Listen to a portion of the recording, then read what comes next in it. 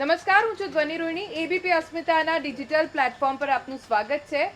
CR Patil, જેમણે મોદી સરકાર 3.0ના મંત્રીમંડળમાં શપથ ગ્રહણ કર્યા કેબિનેટ મંત્રી તરીકે. સીઆર પાટીલ હવે કેન્દ્ર સરકારમાં મંત્રી છે, એટલે સીધી રીતે ગુજરાતના પ્રદેશ અધ્યક્ષ તરીકે જવાબદારી હવે કોને સોંપવામાં આવશે, એ સૌથી મોટો સવાલ છે. નામ અલગ અલગ ચર્ચાઈ રહ્યા છે, પણ હવે શું હોઈ શકે છે ભારતીય જનતા પાર્ટીની રણનીતિ?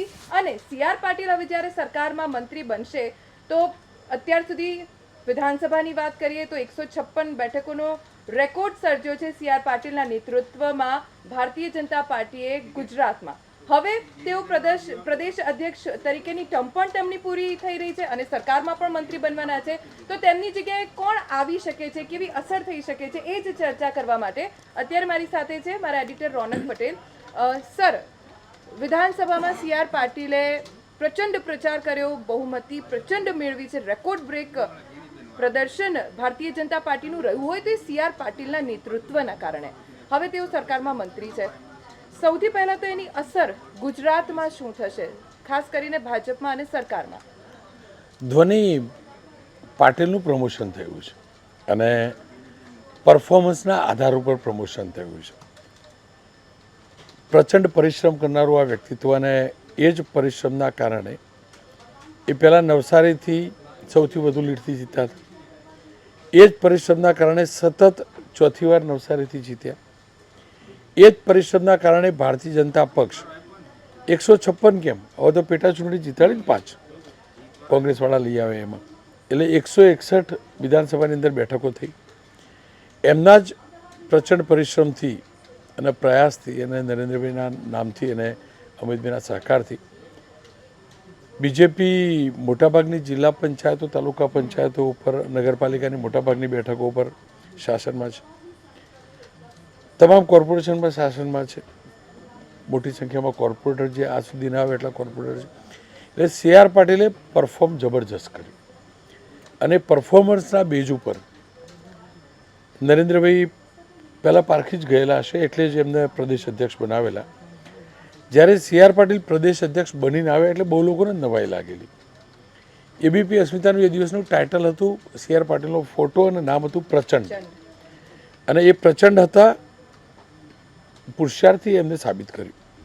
કેમ કે હવે પ્રમોશન થયું એટલે સ્વાભાવિક રીતે જ એમના ઉત્તરાધિકારીની શોધ બીજેપી શરૂ કરશે. અને એક માઇલસ્ટોન આટલો મોટો જેને સ્થાપિત કર્યો હોય, એમના ઉત્તરાધિકારી શોધવા હોય તો પક્ષ માટે અઘરું પણ હોય. પણ એ પણ હકીકત છે, આ પક્ષના મૂળિયા ઘણા ઊંડા થઈ ચૂકેલા, એટલે પક્ષમાં નેતૃત્વની ખોટ નહીં હોય. અને જ્યારે સીઆર પાટીલને પ્રદેશ અધ્યક્ષ બનાવ્યા ધોની, એટલે તમામ માધ્યમો એના પહેલાં ચર્ચા કરતા હતા કે સામાજિક દ્રષ્ટિએ હોઈ શકે, ભૌગોલિક દ્રષ્ટિએ હોઈ શકે, પેલા હોઈ શકે, પેલા હોઈ શકે. બિન ગુજરાતી એ દિવસે નહીં, એટલે એમને બનાવે એ પહેલાં, એટલે પહેલાં ચર્ચા હતી કે કોણ હોય, કોણ હોય. બહુ બધા નામ હતા, આ હોઈ શકે, આ હોઈ શકે. એ નામમાં ક્યાંય સીઆર પાટીલ નહોતા. એટલે એ સરપ્રાઇઝ એલિમેન્ટ હરમેશ પ્રદેશ બીજેપીમાં આપણને જોવા મળ્યું, દેશમાં જોવા મળેલો. એટલે કોણ અધ્યક્ષ બનશે કહેવું ખરેખર મુશ્કેલ છે. પણ હા, હિન્ટ ચોક્કસથી એટલે મળી શકે કેલ્ક્યુલેશન આધાર ઉપર, લોજિકના આધાર ઉપર. આપણા લોજિક દર વખતે સાચા કરતાં ખોટા વધુ પડેલા છે, કારણ કે આઉટ ઓફ બોક્સ નિર્ણય લેવા માટે બીજેપી ટેવાયેલી. પણ એ લોજિકના આધારે એવું કહી શકાય કે પાટીદાર નહીં હોય. એટલે નહીં હોય કે પહેલાં આરસી ફળદુ હતા, પછી જીતુભાઈ હતા.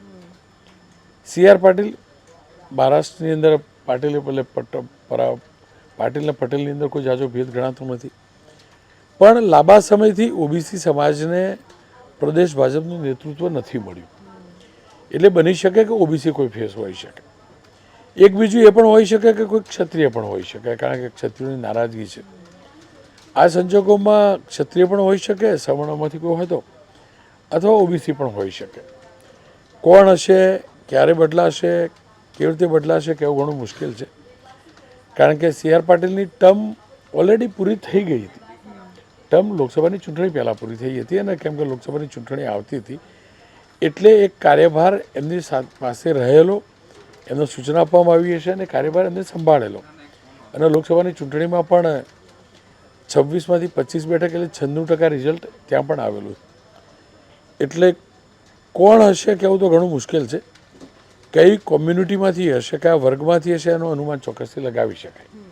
સર, આ લોકસભાના જે રિઝલ્ટ્સ આવે એની જ વાત કરીએ તો સપનું હતું ભારતીય જનતા પાર્ટીનું હેટ્રિકનું, 26માંથી 26 બેઠકો જીતવાનું, પણ 25 બેઠક ભારતીય જનતા પાર્ટી જીતી શકી અને એમાં 5 લાખની જે લીડનો લક્ષ્ય સી.આર. પાટીલે જ નક્કી કર્યો હતો, એ લીડમાં ક્યાંક ભારતીય જનતા પાર્ટીના જ કાર્યકર્તાઓની નારાજગી પણ જોવા મળી, જે લીડ ઓછી થઈ તેની પાછળ. કેમ કે આયાતી ઉમેદવારો લાવવા અને જે કંઈ પણ ઘટનાક્રમને વિરોધ ભાજપમાં જોવા મળ્યો, આવું પહેલી વાર આપણે જોયું ભારતીય જનતા પાર્ટીમાં. હવે જે આવશે એની માટે પડકાર રહેશે આ લોકસભાની ચૂંટણીના પરિણામો પછી ગુજરાતમાં. જો 25 જીતી, એક હારી, એના હારી એ બનાસકાંઠાની લોકસભા હારી. બનાસકાંઠા જિલ્લા પંચાયતની ચૂંટણી બાકી છે. હજી 2 જિલ્લા પંચાયતોની ચૂંટણી બાકી છે, ખેડા અને બનાસકાંઠા છે.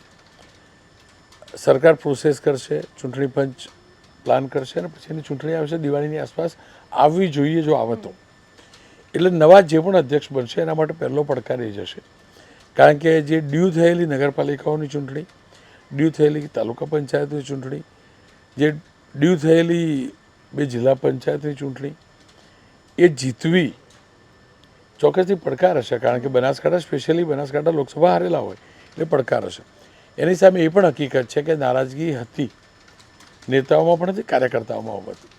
અને એ નારાજગી પહેલી વાર ખુલ્લીને જોવા પણ મળેલી આપણને. પણ એ નારાજગીની વચ્ચે અમરેલી લોકસભા મોટી લીડથી જીત્યા ને બીજેપીવાળા. એ નારાજગીની વચ્ચે સાબરકાંઠા લોકસભા પણ તો જીત્યા, પંચમહાલ પણ જીત્યા. સાબરકાંઠા તો લિટરલી બીજેપી કાર્યાલયની બહાર વિરોધ પ્રદર્શન થતું હતું. એટલે નારાજગી છે, હતી, એ હકીકત છે. અને નારાજગી દિમાગથી ને દિલથી હતી કાર્યકર્તામાં, અને બીજેપીના નેતાઓમાં એ નારાજગી દિમાગથી હતી. કાર્યકર્તા દિલથી હતું નારાજ, પણ નેતાઓ દિમાગથી હતા. કારણ કે નેતાઓ જાણતા હતા કે જે નારાજ કાર્યકર્તાઓ દિલથી છે એમનો ઉપયોગ કેવી રીતે કરવો. હું તો અમરેલીમાં જોઈને આવ્યો હતો.